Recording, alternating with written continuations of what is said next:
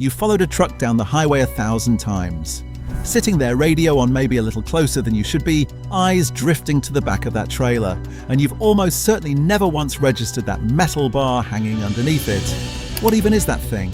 Why does it look like it wouldn't survive a strong wind? Did someone actually have to die before anyone bothered to put it there? Why does it show up on some trucks but sit at completely the wrong height on others? And is it genuinely doing anything, or is it just there so the truck passes inspection?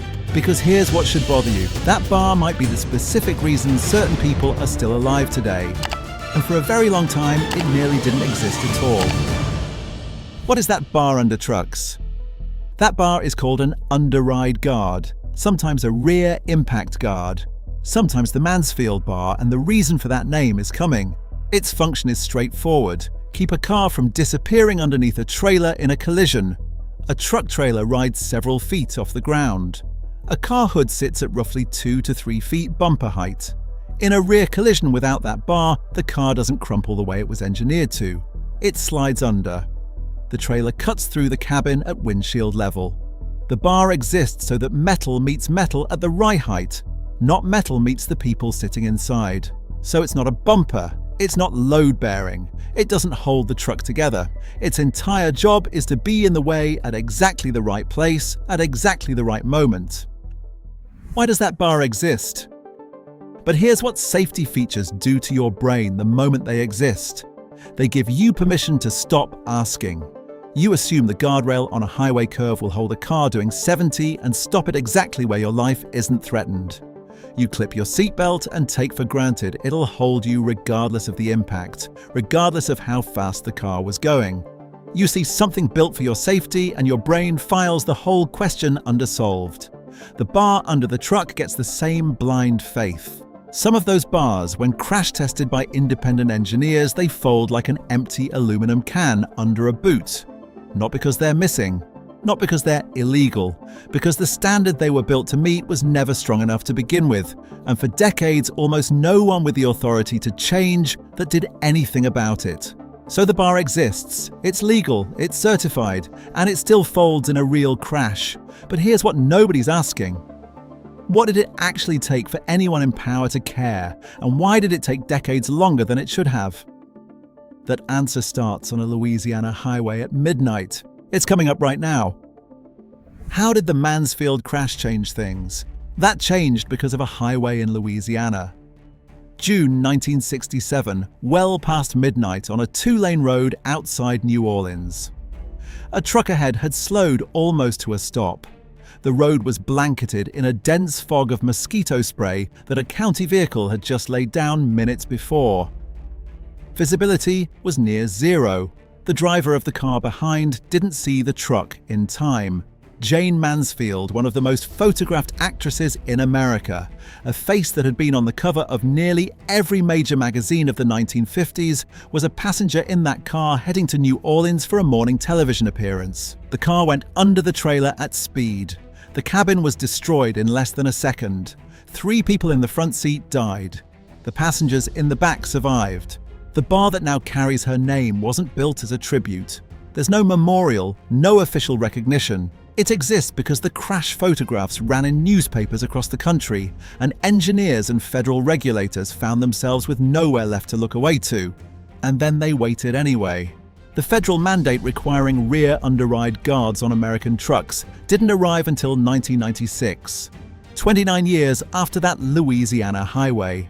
Nearly 3 decades of the same physics, the same gap between a car hood and a trailer floor, the same outcome playing out on roads across the country. The rule that we need this took 30 years longer to write than the physics required. How does the guard actually work? The rule existing was only the beginning of the problem. Here's what 30 years of delay never fixed. Because a bar being present and a bar actually working are 2 entirely different things. When your car hits the rear of a truck, the goal isn't simply to stop the car. It's to send the crash energy somewhere survivable. Every modern car has crumple zones built into its front-end sections of engineered steel, designed to fall progressively on impact-absorbing force over time, rather than delivering it all at once to the people inside. Think of the difference between snapping a thick branch over your knee in one hard motion versus bending it slowly until it gives. Same force, completely different experience of that force. Those crumple zones only activate if something makes contact at bumper height. The underride guard does that. It intercepts the car at the right level, forces the crumple zones to engage, and gives the energy a controlled path. Without it, the car slides under and nothing engages. The trailer takes over the job the crumple zones were built to do, except in the most destructive way possible. But the bar can't just be a solid wall of steel, too rigid, and it fires all that energy straight back into the passengers like a bat connecting with a ball. It has to flex in specific ways at specific moments, shaped steel with controlled failure points built in. Picture the difference between jumping from a height onto packed gravel versus landing on a thick foam mat. Both surfaces stop your fall. Only one of them manages what happens to your body during the stop. Where does the guard still fail?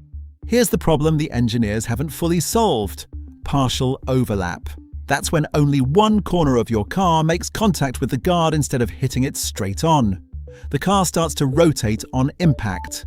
The guard takes force on one side, twists, and the car goes under on the open side anyway. That's not an edge case, that's a wet road, a slight lane drift emerged that went wrong by 2 feet. That's ordinary driving, and the independent data on this is not reassuring. The Insurance Institute for Highway Safety, the organization that runs serious crash testing beyond what federal law requires, estimates that roughly 260 people are killed every year from cars going under the backs of trucks. In their testing, a significant number of guards currently on trucks rolling down American highways earn their lowest rating. They hold in a clean centered hit. They fail in a partial overlap. Inspection reports from state police across the country turn up guards that are rusted through, bent, missing entirely, or in documented cases held in place with bungee cords. And there's another failure mode that doesn't show up in any strength test guards that are mechanically sound but positioned wrong. Trucks are permitted to raise their guards during unloading. Some drivers forget to lower them afterward. The guard is there, it's certified, it's at the wrong height, it stops nothing. Why don't US trucks have side guards? The IIHS has been pushing for stronger standards for years. New guard designs exist: wider coverage, higher grade steel built specifically to handle offset impacts. They're making it onto new trucks, slowly. This is also where the rear guard and the side guard split into 2 different conversations, and where the US and Europe have made 2 different calls. The rear guard covers the back of the trailer, the full length of the sides completely exposed. A cyclist caught in a turn, a pedestrian at the wrong moment, a car clip during a lane merge, same physics, different angle, different victims. Many European countries require side guards, solid panels running the trailer's length closing that gap. The US largely does not. The reason isn't physics, it's weight cost and who ends up paying for the fix. What does this mean for drivers today? You have been driving past these guards your entire life without a name for any of it. That bar under the Amazon delivery truck pulling out of a warehouse, that's the guard. The steel frame at the back of the refrigerator truck at the grocery store loading dock, same thing. The flatbed in the construction zone. The tanker you passed on the interstate. The moving truck you drove across town last year. Every one of them. Everyone is supposed to have it. The news story you half watched about a car that went under a truck on the highway, that's the guard failing its one job. Or a truck that wasn't properly equipped. The unease you feel when you're running alongside a semi at highway speed, and something in your brain says move over that's not irrational. That's your instincts running the geometry on this exact problem in real time. You were always right to feel that. Here's the honest summary. Mandated doesn't mean adequate. A guard can meet the legal minimum, look exactly like it belongs there, and still fold in a real crash at 25 miles per hour, a speed you drive through a school zone. The standard is improving. The physics isn't waiting, but now you'll never pull up behind a truck and see nothing. If there's something you walk past every day and wonder about, drop it in the comments.